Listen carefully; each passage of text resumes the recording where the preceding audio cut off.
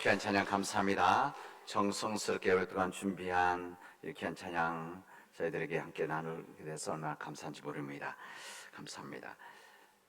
저는 목회자이자 설교자입니다. 목회자 설교자인 저는 성경을 한 손에 신문을 들고 설교해야 된다. 신학교 때 그렇게 배웠습니다.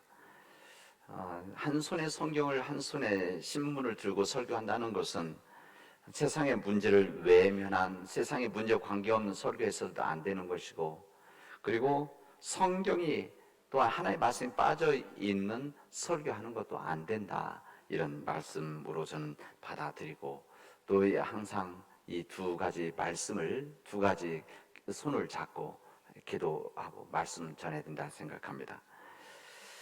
지금 우리는 장마 가운데 있습니다. 오늘부터 또 비가, 아직 안 왔지만 비가 온다고 그러던데 며칠 또 비가 올 것 같습니다. 아마 우리 지역도 비가 왔지만 중부 지역, 또 경상 지역에, 또 지금 오늘은 서울 지역에 곳곳에서 폭우 소식이 대단합니다. 폭우로 인해서 피해 받은 일들이 너무 많기 때문에 이 산사태를 포함해서 거기다가 40명, 50명 정도의 생명을 잃은 일들이 지금 우리한테 이루어지고 있기 때문에 이 호우 소식이 우리를 힘들게 하고 불안하게 하고 있습니다. 이 폭우로 인해서 곳곳에서 대규모 산사태가 일어나서 한두 집이 아니라 동네 전체가 쓸려나가는 그런 큰 마음 아픈 일들이 있었습니다. 그런 가운데 참 마음 아픈 한 가지 소식은 아까 기도할 때도 하셨지만 엄청난 폭우로 인해서 수해 지역에서 실종된 사람을 수색하다가 우리 해병대 사병이, 한 젊은 사병이 사고로 생명을 잃었습니다. 여러분, 그 생명 최수근 상병, 일병이었는데 이번 장례에서 상병으로 올려줬더라고요. 그런 남원의 아들입니다. 우리 남원 사람이죠. 여기 그 최수근 상병과 우리 수근이와 학교 같이 다니는 친구들도 있고, 이 수근이 부모님들을 우리 교인들도 아는 사람들이 있습니다. 여기 성원 고등학교를 다녔죠. 그는 부모님의 사랑을 받았던, 결혼해서 10년 만에 어렵게 얻은 아들이었는데 너무 마음 아픈 일이 이번 주에 있었습니다. 어제 장례식을 했는데 어제 방송 보니까, 방송에 나오는 거 보니까 어느 부모님들 자식이 이런 어려움을 당하면 아프지 않을 수 없겠지만 어제 모습을 보면서, 절규하는 그 모습을 보면서 너무 마음이 아팠습니다. 아마 하늘이 무너지는 큰 아픔과 고통을 받았으리라 생각이 되어집니다. 특별한 사람이 아니라 그냥 평범한 우리의 아들, 자녀들이라고 할 수가 있습니다. 여러분, 보통 우리가 폭우라고 하는데 집중호우 이렇게 말합니다. 이 집중호우라고 하는 것은 영어로 헤비 레인, 이렇게 아주 비가 많이 온다는 말이죠. 무겁다는 말이죠. 헤비 레인폴 이렇게 되어 있습니다. 그러니까 짧은 시간에 아주 집중적인, 좁은 면적에 집중적인 비가 내리는 것, 그래서 집중호우다 이렇게 이야기를 합니다.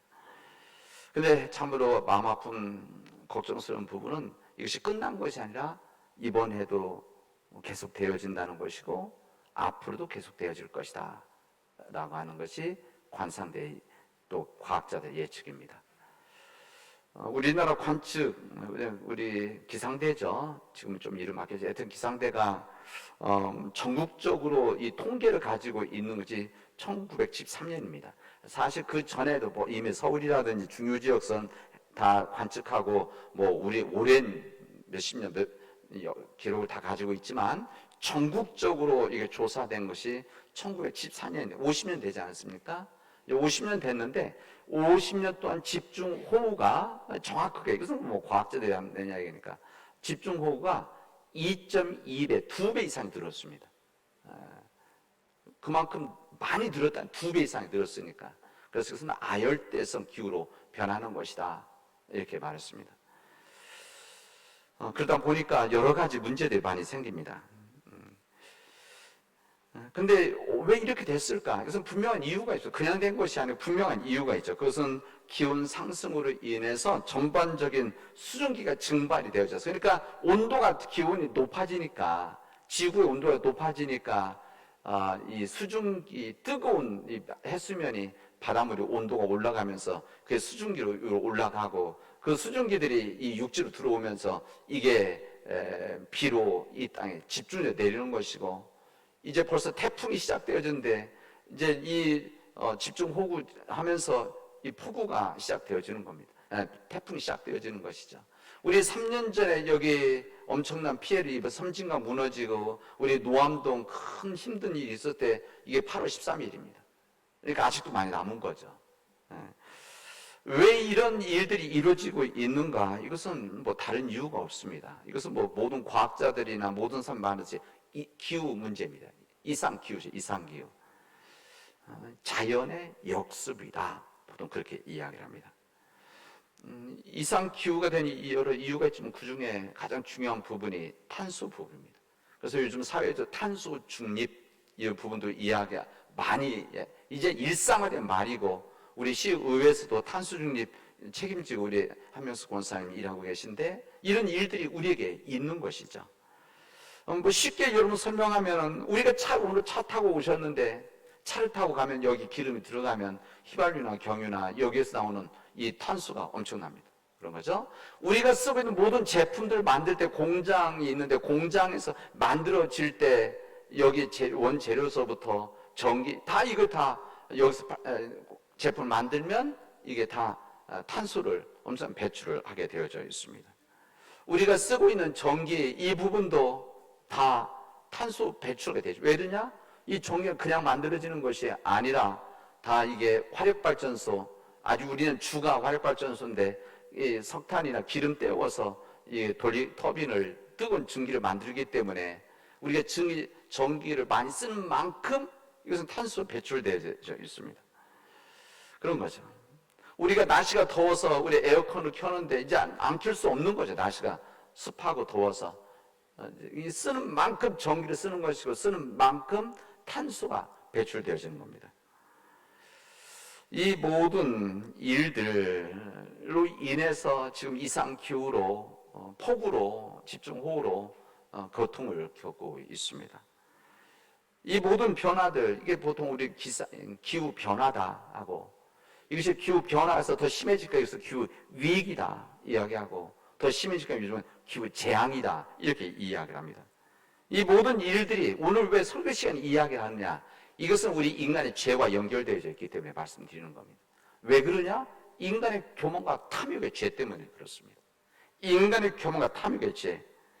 이 교만 때문에, 우리 인간의 탐욕 때문에, 편리함 때문에 우리 무분별한 소비를 하고, 무분별한 우리 건설을 하고, 이 기후변화, 기후위기에 대해서 외면한 일들이 우리에게 그냥 주어져 있기 때문에 그렇습니다. 우리들이 매년 이런 일들을 겪으면 그때 막 얘기하고, 환경 얘기하고, 다 얘기하는데 이 시기를 지나면 다 잊어버립니다. 그냥 모른 척도 지내죠.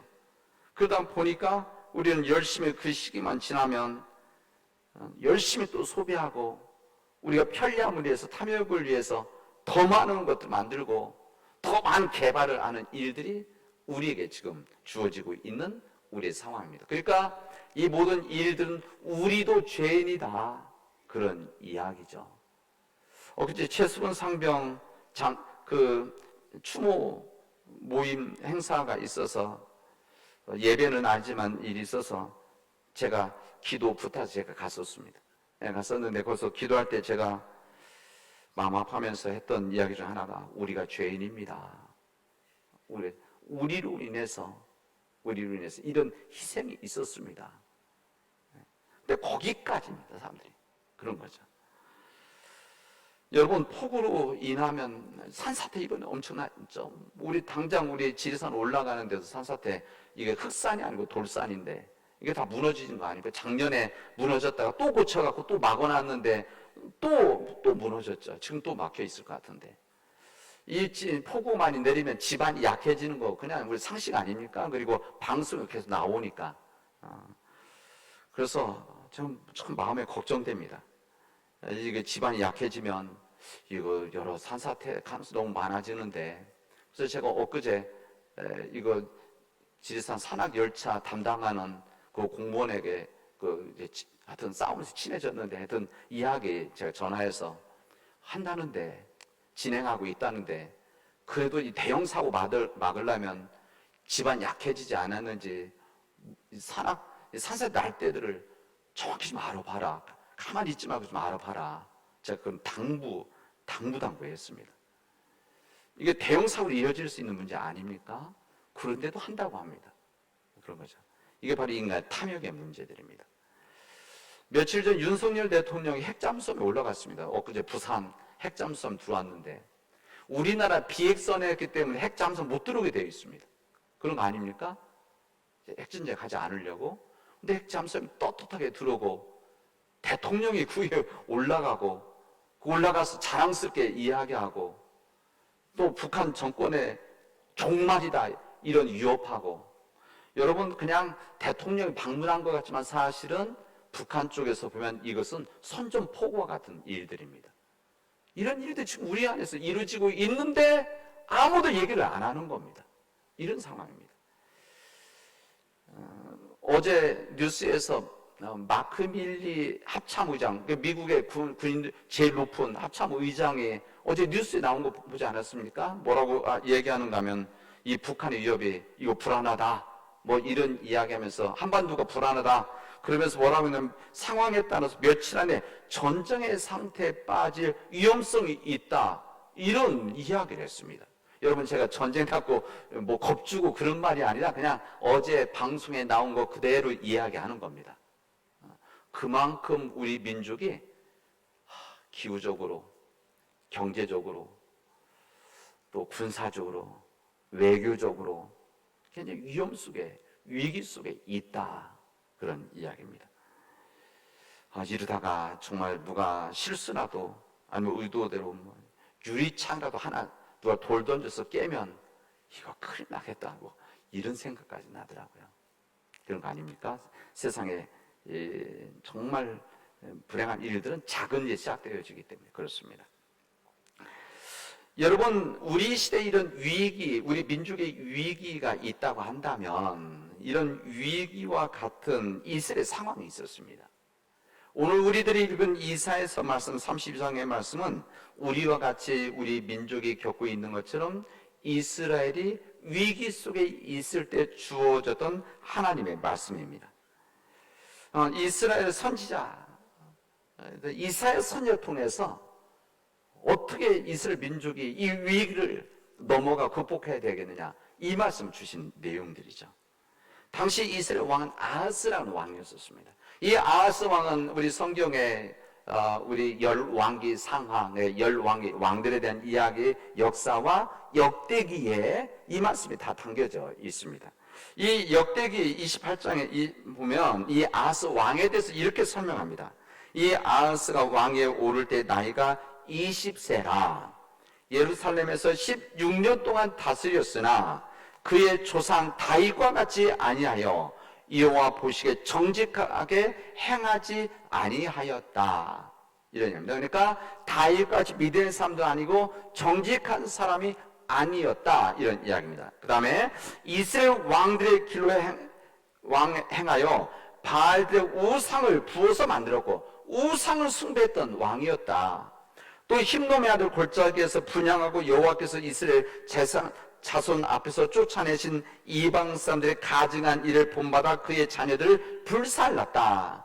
그러니까 우상을 섬기면서 우상했던 이방 종교들이 했던 제사 드릴 때 사람을 태워서 했던, 여기 뭐 자녀라고 되지 않아요? 이런 희생제물 드렸던 이것을 했다, 이런 이야기입니다. 그리고 산당과 작은 산위와 보동 푸른 나무 아래서 제사를 드리며 분향했다. 우상을 섬기는 제단들을 곳곳에 만들었다, 이런 이야기입니다. 이런 왕이었기 때문에, 이런 일들이 이스라엘에서 있었기 때문에 하나님께서는 그들을 심판하셨다. 오늘 그 내용입니다. 이게 오늘 본문의 말씀입니다.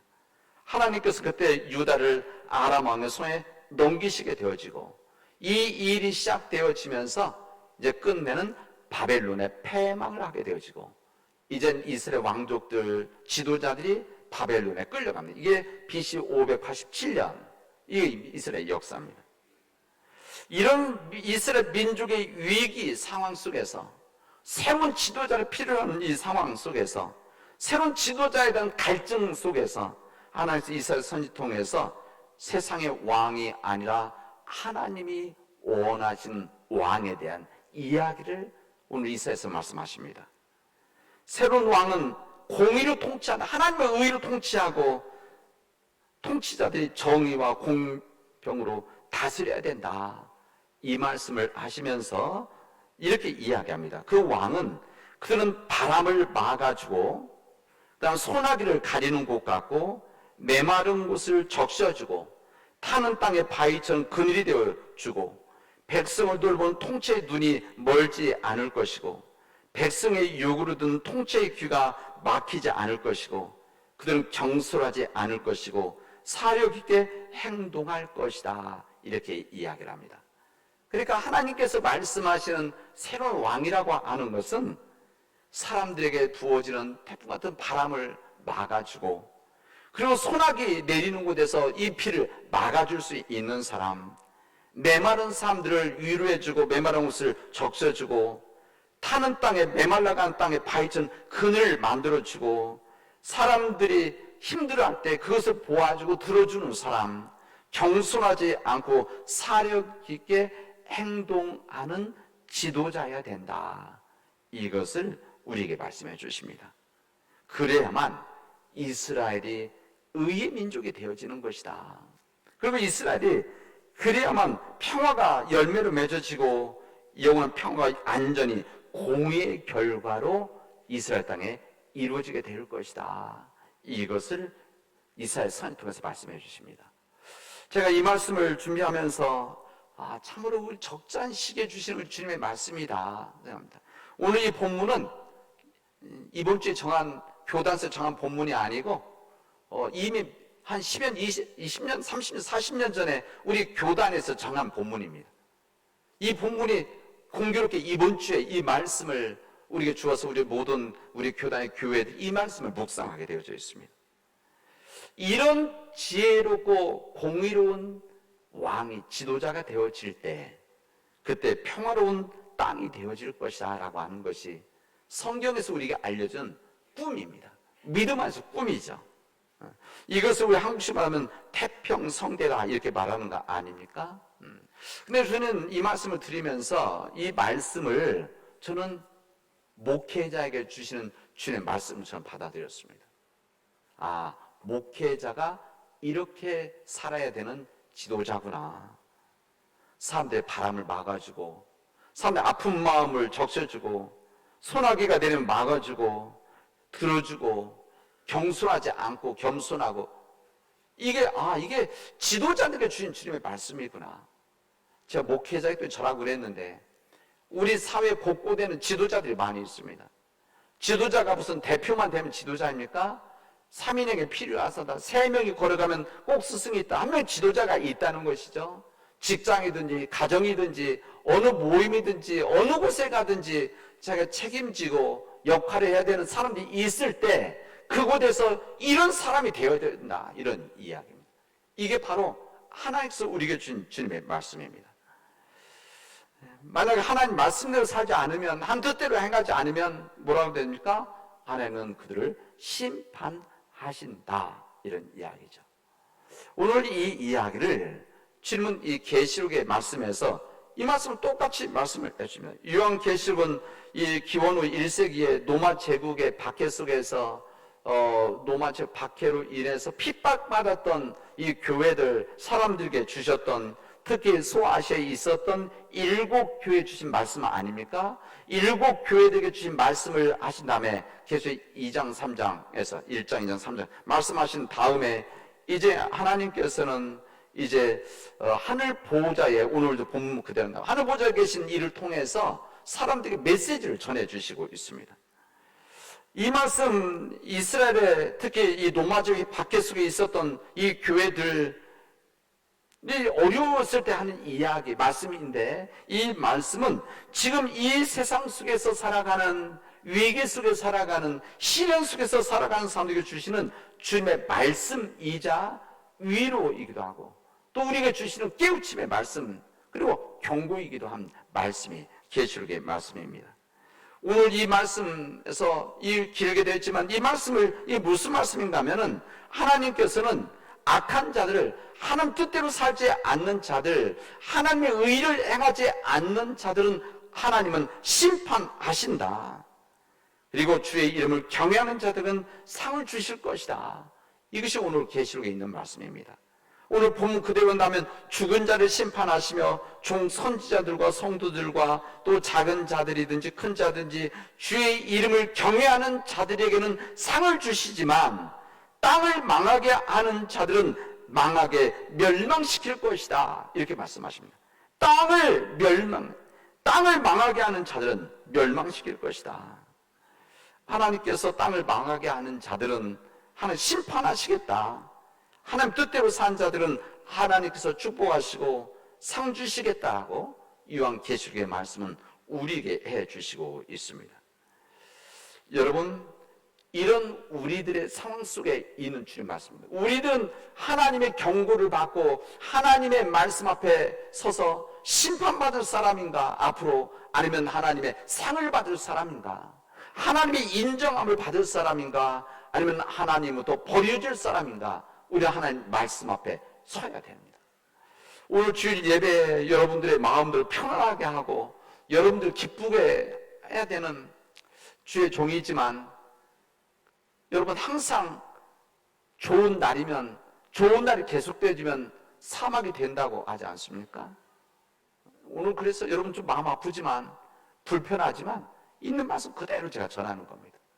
하나님의 말씀대로 살아가는 자들에게는 하나님은 상을 주시지만, 그러나 하나님의 뜻을 어기는 자들은, 하나님의 뜻을 어기고 땅을 망하게 하는 자들은 하나님은 심판할 것이다. 이렇게 말씀하십니다. 그렇다면 우리는 어떤 삶을 살아야 될 것인가? 이것이 바로 우리 복음서 우리가 주신 주님의 말씀입니다. 오늘 이 복음서 말씀은 주님께서 이제 붙잡혀서 십자가에서 돌아가신 전에 주님께서 하셨던 주님의 말씀. 예루살렘에 올라갈 때 주님의 제자들이 예수는 올라가는데, 예수는 올라가신 십자가 죽을 것이라고 3번이나 이야기를 했는데 이것을 깨닫지 못하고 이 제자들은 가면서 싸우고 있는 겁니다. 무슨 싸움을 했는가? 누가 크냐? 우리 중에서 누가 제일 큰 사람이냐?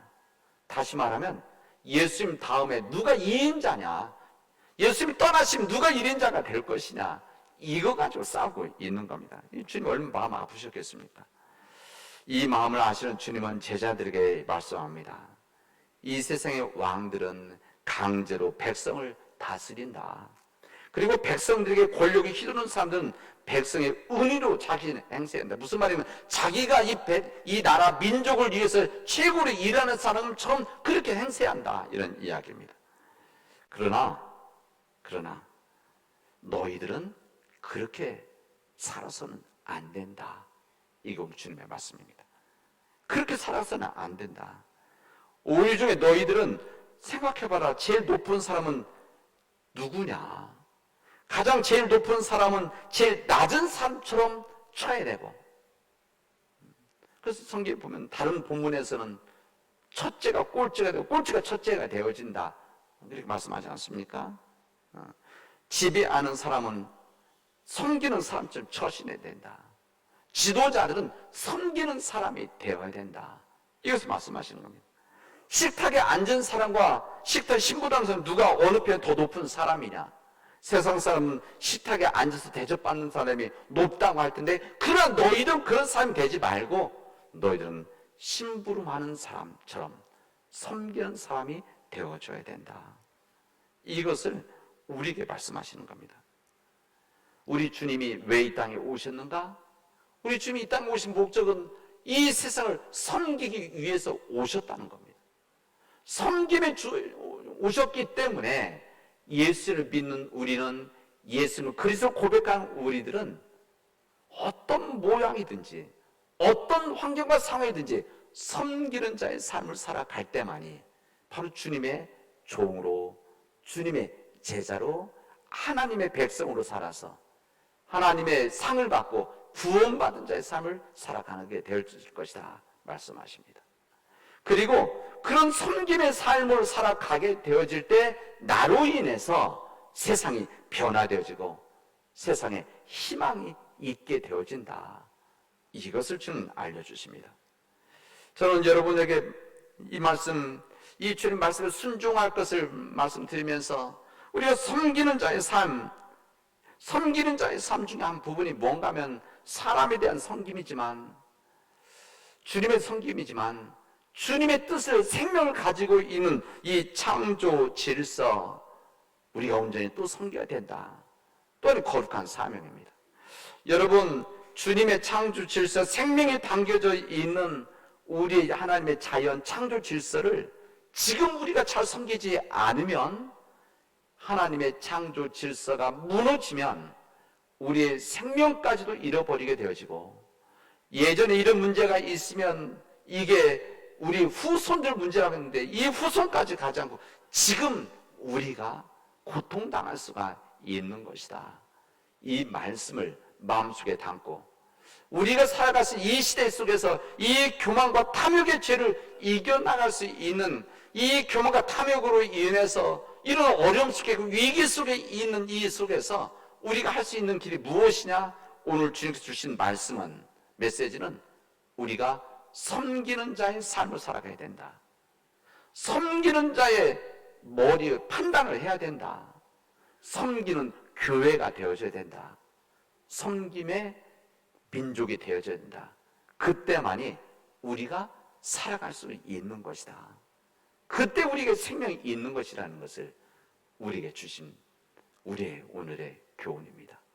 이 주님 말씀 앞에 순종하는 우리 믿음의 교우들이 되어지를 주님의 이름으로 축원하겠습니다. 기도합시다.